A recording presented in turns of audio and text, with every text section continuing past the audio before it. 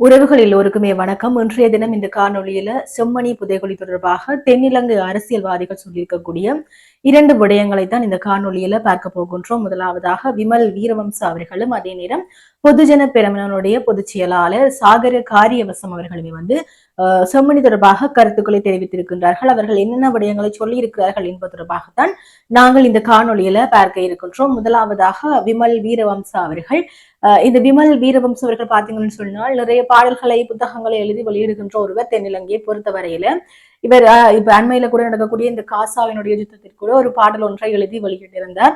இவர் வெளியில நடக்கல மட்டும்தான் அப்படியெல்லாம் நடப்பார், அப்படியெல்லாம் எழுதி பாடுவார். ஆனால் தாங்களே இந்த நாட்டுக்குள்ள நடந்த ஒரு ஒரு பெரிய ஒரு கொடுமையை சொல்ல அது ஒரு தக்காளி சட்னி மாதிரி, அது எங்களுக்கு நடந்தா தக்காளி சட்னி என்ற மாதிரி அதை கடந்து போய்விடுவார், அல்லது எதிரான வன்மங்களைத்தான் அவர் கக்கிக் கொண்டிருக்கின்றார். அப்படியாகத்தான் இன்றைக்கும் ஒரு விடயம் ஒன்றை குறிப்பிட்டிருக்கின்றார். என்னன்னு சொல்லி பாத்தீங்கள் என்றால், செம்மணி புதைகுழியில மனித எண்பு தொகுதிகளை தோண்டி எடுக்கிறதால தமிழர்களுக்கு என்ன பயன் கிடைத்து விட போகின்றது ஒரு கேள்வி ஒன்றை கேட்டிருக்கின்றார். அதே நேரம் அங்கு கிடைக்கப்பெறுகின்ற உடம்பு தொகுதிகள் அல்லது இந்த மனித ஓட்டு எண்பு தொகுதிகள் எல்லாமே தமிழர்களுடையதான் என்பதற்கு என்ன ஆதாரம் இருக்கின்றது? நீங்கள் எப்படி அதை தமிழர்களுடையதான் என்று சொல்லுகிறீர்கள்? எந்தவித பரிசோதனையும் செய்யாமல் அதனை வைத்து தமிழர்கள் அரசியல் செய்ய ஆரம்பித்து விட்டார்கள் என்று சொல்லியுமே அவர் சொல்லி இருக்கின்றார். அதே நேரம் பார்த்தீங்கன்னு சொல்லி சொன்னால், இது போர் நடந்த இடம். ஆக போர் நடந்த இடங்களை தோண்டும் போது நிச்சயமாக மனித எண்பு தொகுதிகளோ அல்லது உடலங்களோ வருவது ஒரு இயல்பான விடயம் தான். அப்படி இருக்கையில அங்கு இருப்பது தமிழர்களுடையதுதான் என்பதை நீங்கள் எப்படி உறுதியாக கூறுகிறீர்கள் என்று சொல்லியும், இந்த போரினால வடக்கிளை மாத்திரம் உயிரிழக்கவில்லை, அங்கு இராணுவத்தினருமே கொல்லப்பட்டிருக்கின்றார்கள், இறந்திருக்கின்றார்கள். அதை விட சிங்கள முஸ்லிம் மக்களுமே இறந்து போயிருக்கிறார்கள் என்று சொல்லி இருக்கிறார். இந்த இறந்து போன உறவுகளை வைத்து அதாவது இந்த அரசியல் செய்ய வேண்டிய தேவை சிங்கள பௌத்தர்களுக்கு இல்லை என்று சொல்லி ஒரு விடயம் ஒன்றை குறிப்பிட்டிருக்கின்றார். அதே நேரம் மீண்டும் இந்த நாட்டுல இரத்த கலரியை ஏற்படுத்துவதற்கு தமிழர்கள் விரும்புகிறார்களா என்ற மாதிரியான ஒரு கேள்வியையும் விமல் வீரவம்ச அவர்கள் வைத்திருக்கின்றார். இவர் தேசிய சுதந்திர முன்னணியினுடைய தலைவரும் அதே நேரம் ஒரு முன்னாள் அமைச்சருமாக இருக்கக்கூடியவர். இப்படியான கேள்விகளை வைத்ததிலையுமே அவர் சொன்ன அந்த வார்த்தை பிரயோகங்கள் பார்த்தீங்கன்னு சொன்னா, அந்த சிங்கள பௌத்தர்கள் என்பதிலையும் அவருடைய இனவாதமும், அதே நேரம் அந்த மீண்டும் ஒரு இரத்த கலரியை தமிழர்கள் விரும்புகிறார்களா என்ற மாதிரியான அவருடைய வன்மம் இதுல தெரிகின்றது. அதே நேரம் இவர் தமிழர்களுக்கு எதிராகத்தான் எப்பொழுதுமே அவர் கருத்துக்களை சொல்லிக் கொண்டிருப்பார். தையட்டி தமிழர்களுடையது, யாழ்ப்பாணம் சிங்களவர்களுடையது, தையட்டியிலேயுமே சிங்களவர்கள் இருந்தார்கள், தமிழர்கள் போலியான ஆவணங்களை வைத்துத்தான் எல்லாவற்றையும் செய்து கொண்டிருக்கிறார் சொல்லி அந்த நம்ப முடியாத விடயங்களை எல்லாம் இவர் சொல்லிக் கொண்டிருப்பார். இப்படி இருக்கையில அங்க தமிழர்களுடைய இன்ப தொகுதிகள்லாம் கிடைக்கப்பெறுகிற என்பதற்கு அங்கு சிறுவர்களுடைய உடல்களுமே கிடைக்கப்பெற்றிருக்கின்றன, புத்தக பைகள், வளையல்கள், விளையாட்டு பொம்மைகள் எல்லாம் கிடைக்கப்பெற்றிருக்கின்றன.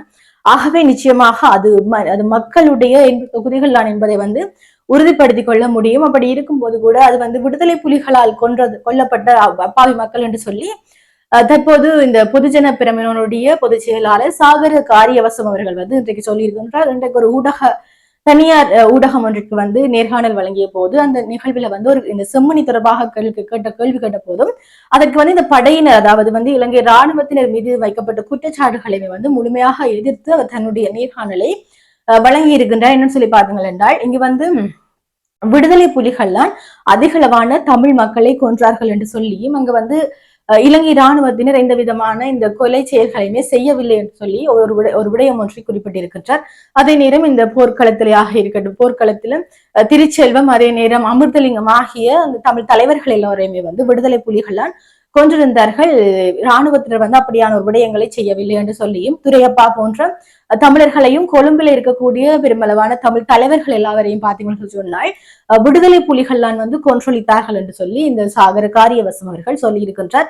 துரையப்பா உட்பட எல்லோரையும் எதற்காக விடுதலை புலிகள் கொன்றது என்ற வரலாறு அவருக்கு தெரிந்திருக்கலாம். ஆனால் நிச்சயமாக அதனுடைய வரலாறுகளை தமிழர்கள் அறிவார்கள் என்று சொல்லி நான் நினைக்கின்றேன். தொடர்ச்சியாக ஒரு விடயம் ஒன்றையும் அவர் குறிப்பிட்டிருக்கின்றார். என்னன்னு சொல்லி பாத்தீங்கள் என்றால், அங்கே இருக்கக்கூடிய விடயங்கள் எல்லாமே இராணுவத்தினரால செய்யப்படவில்லை. அதே நேரம் அவை எல்லாமே விடுதலை புலிகளால், அதாவது இப்ப விடுதலை புலிகளுடைய பயங்கரவாதம், அது விடுதலை புலிகளை பயங்கரவாதம் என்று சொன்ன ஒரு அமைப்பான தமிழர்களை கொன்றொழித்தது கூட விடுதலை புலிகளால் அங்கு இராணுவத்தினர் எதையும் செய்யவில்லை என்று சொல்லி இருக்கிறார் சாகர காரியவசம். இப்படி இருக்கையில அதே இராணுவத்தினர், அதாவது வந்து இந்த கிருசாந்தி செம்மனையனுடைய கிருசாந்தி வழக்கில பாடசாலை மாணவி வன்புணர்வுக்கு உட்படுத்தப்பட்டு கொலை செய்யப்பட்ட விடயத்துல இராணுவத்தினருக்கு தண்டனை வழங்கப்பட்டிருந்தது. அப்போது அந்த இராணுவத்தினரை வந்து இறுதியாக நீங்க பேசக்கூடிய விடயம் என்ன சொல்லி கேட்கல, அந்த அந்த புதைகுழியில 600க்கும் மேற்பட்ட மனிதர்கள் வந்து புதைக்கப்பட்டிருக்கிறார்கள் சொல்லி அதே இராணுவத்தினர் தான் சொன்னவங்க. அப்படி இருக்கையில இராணுவத்தினர் அப்படி செய்யவில்லை என்று சொல்லி பொதுஜன பெருமினவும் நாமல் ராஜபக்ச, மகிந்த ராஜபக்ச தரப்பினர் வந்து சொல்லிக் கொண்டிருக்கின்றார்கள். தொடர்ச்சியாக ஒரு விடயம் ஒன்றை குறிப்பிட்டிருந்தார். அதாவது இந்த செம்மணி விடயத்தை தமிழ் மக்கள் தங்களுக்கு சாதகமாக அரசியல் நோக்கத்திற்காக சாதகமாக பயன்படுத்தக்கூடிய ஒரு தேவை வந்திருக்கு என்று சொல்லியும், அதாவது ஐக்கிய நாடுகளினுடைய மனித உரிமை ஆணையாளர் வந்திருந்த போது அர்ச்சுனா ராமநாதன் உட்பட தமிழ் கட்சிகள் எல்லோருமே இலங்கை இராணுவத்தினருக்கு எதிராக குற்றம் சாட்டினார்கள். அதனை பெருமுனவும் நாமல் ராஜபக்ச அவர்களும் எதிர்த்திருந்தார்கள். ஆனால் ஆளும் கட்சி தரப்பினர் வந்து வாய் திறக்கவில்லை என்று சொல்லியுமே சாகர காரியவசம் அவர்கள் வந்து சொல்லி இருக்கின்றார். ஆளுங்கட்சியினர் வாய் திறக்கவில்லை என்று சொல்லி சொன்னாலும் கூட இந்த செம்மணி விடயத்துல வந்து சர்வதேச விசாரணைக்கு வந்து இன்னுமே அனுமதி வழங்கவில்லை. எந்த ஒரு அடுத்த கட்ட நடவடிக்கையும் எடுக்கப்படாத நிலைமையில செம்மணியினுடைய அகழ் பணிகள் தற்போது நிறுத்தப்பட்டிருக்கின்றன. அதனுடைய 80 தொகுதிகள் 63க்கும் அதிகமாகவே எடுக்கப்பட்டிருக்கின்றன. அடுத்த கட்ட அகழ் பணிகள் வந்து மீண்டும் தொடர இருக்கின்றன.